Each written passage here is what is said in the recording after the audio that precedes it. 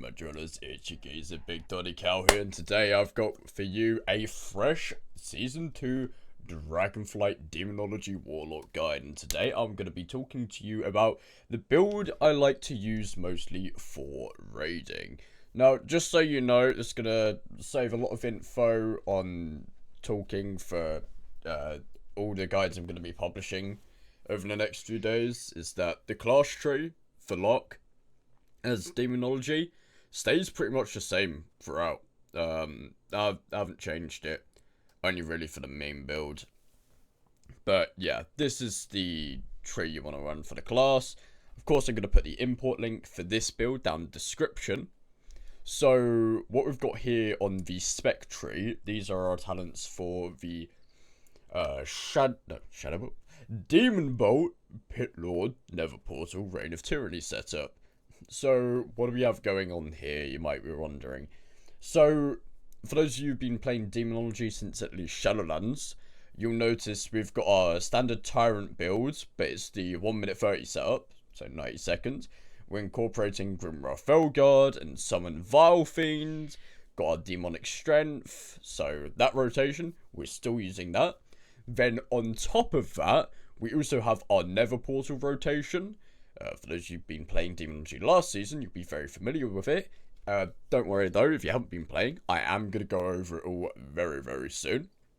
And then, to top it all off, for those of you who might have played in Sanctuary Domination season and didn't want to play Night Fae and played Necrolord like I did, then you may also be familiar with the Demon Bolt build using Fell Covenant, or I believe it might be called Shadow Covenant at one point. But either way, big Demon Bolts. The aim of this build is really to get as much damage out of your Demon Bolts as possible by making sure you get as much damage out of your demons as possible. It's actually pretty intuitive. The only thing you really need to worry about is keeping up your Shadow Bolt stacks.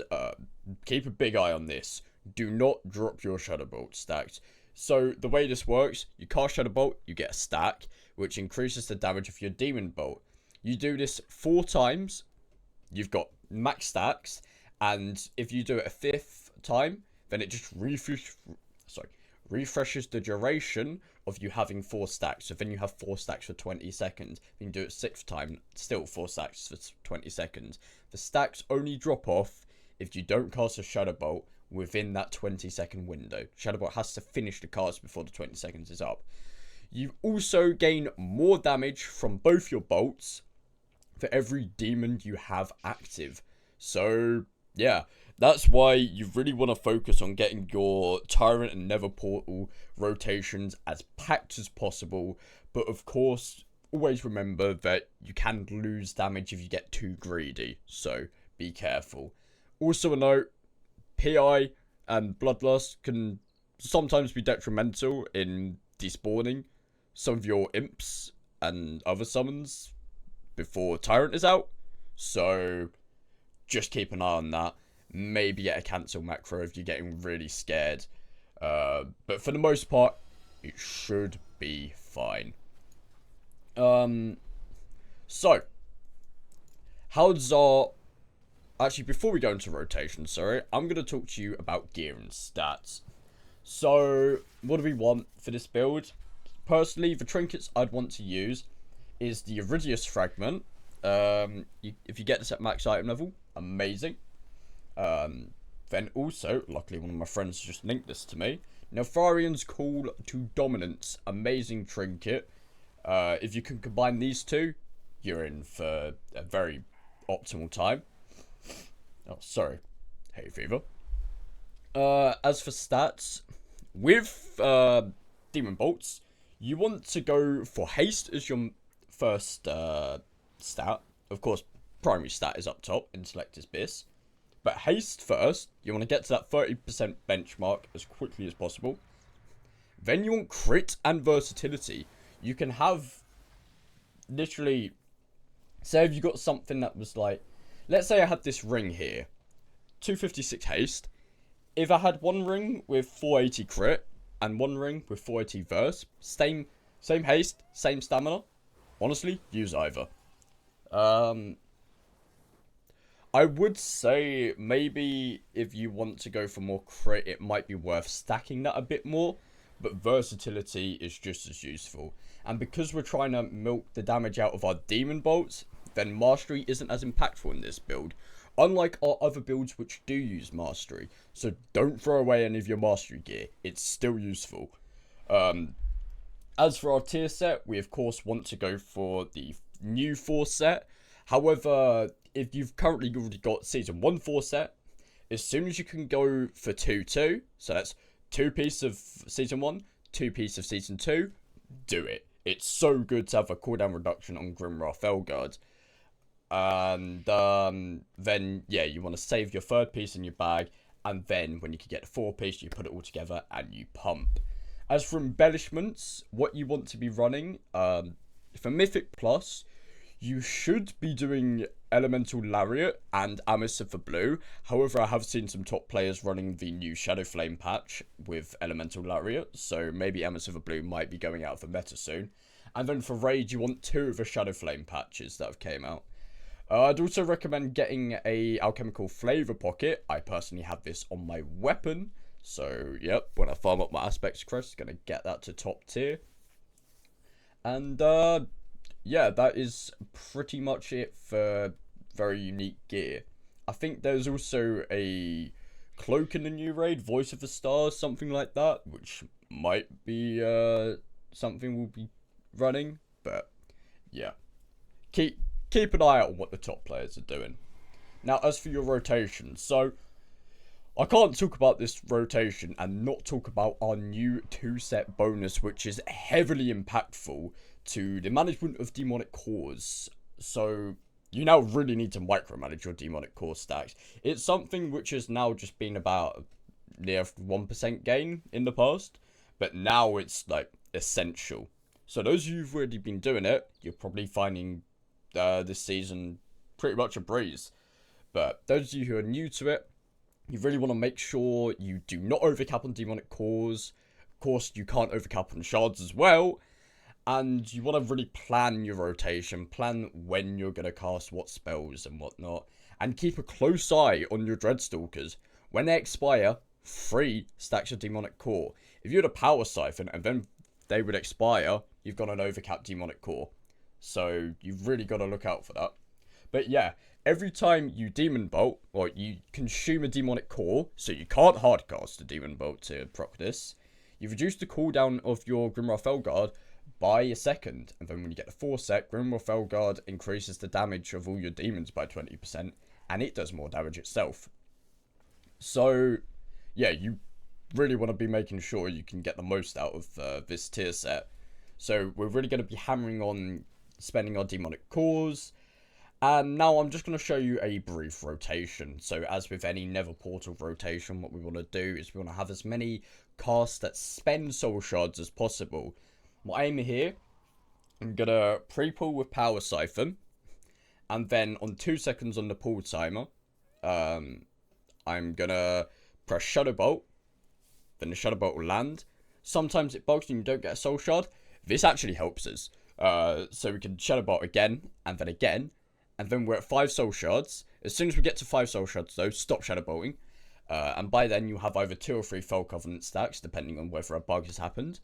Then, after that, you want to cast Nether Portal. Then you want to Grimrar Felguard, summon Vilefiend, call Dreadstalkers. If you have any soul shards left from Soul Conduit, Hand of Gul'dan, spend a Demon Bolt, then use Soul Burn, which you got from the class tree, then a Hand of Gul'dan, and you want to keep building with either Shadow Bolt or Demon Bolt, whatever you have available, and spending on Hand of Gul'dan until Nether Portal's duration is coming to about 5 seconds, where you want to use your trinkets, your racials, and you want to combine that with your demonic tyrant. I'm going to put my trinket here so you can see it easier.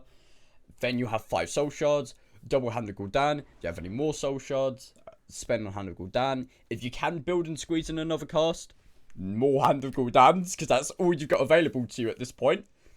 And then when your Nether Portal is ended and the Pit Lord is out, you want to press your demonic strength.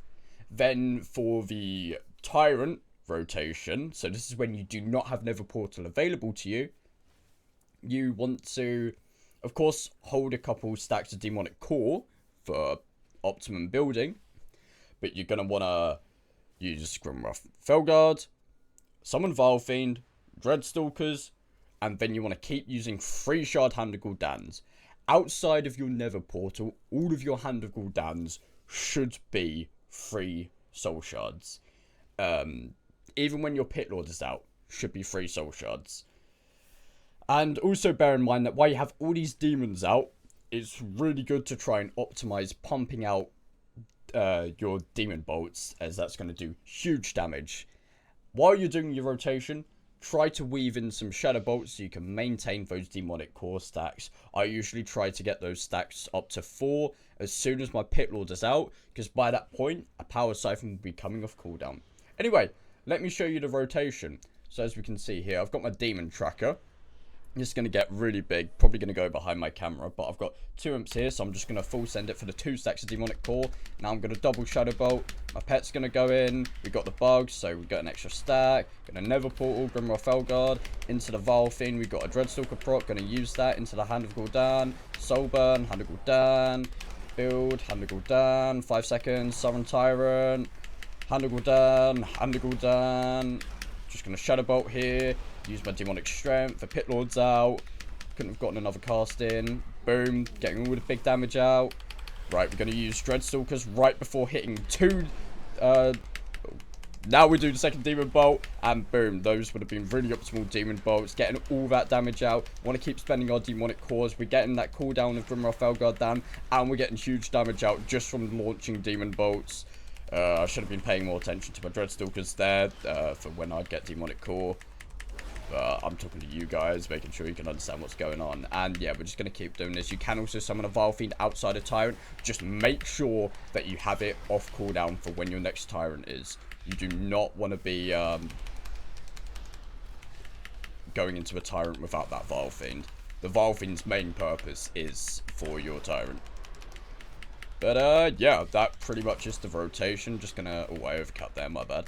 But yeah, I'm going to show you a quick Tyrant rotation as well, just so you can get a feel for how this goes. And I think Grimroth Felguard's coming off cooldown pretty perfectly. Need to hold the Dreadstalkers here, as Tyrant has less than 20 seconds on cooldown.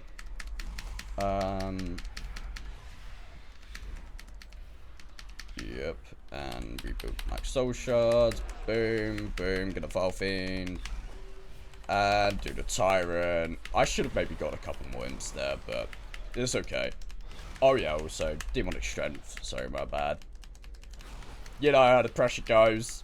You go and show off what you're doing, and all of a sudden it's like, ah!